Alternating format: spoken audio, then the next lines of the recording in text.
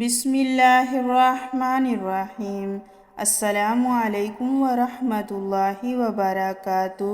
خاتم النبیین صلی اللہ تعالی علیہ وآلہ وسلم نے ارشاد فرمایا، مال و دولت اور حسن و جمال کے اعتبار سے اپنے سے کم لوگوں کی طرف نگاہ رکھو اور اپنے سے اونچے لوگوں کو مت دیکھو۔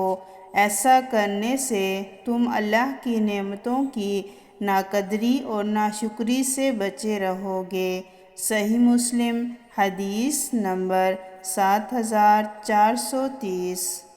نبی کریم صلی اللہ تعالی علیہ وآلہ وسلم نے ارشاد فرمایا، جو مسلمان جمعہ کے دن یا جمعہ کی رات میں انتقال کر جائے، اللہ تعالیٰ اس کو قبر کے فتنہ سے محفوظ فرماتے ہیں۔ ترمذی، حدیث نمبر 1074۔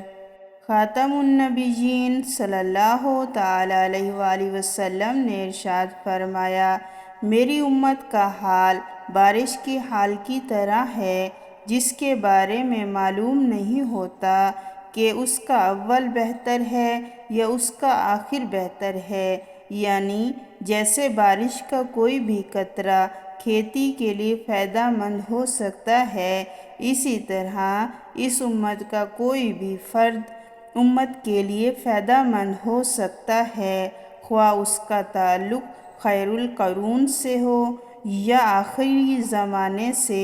سنن ترمذی، حدیث نمبر 2869۔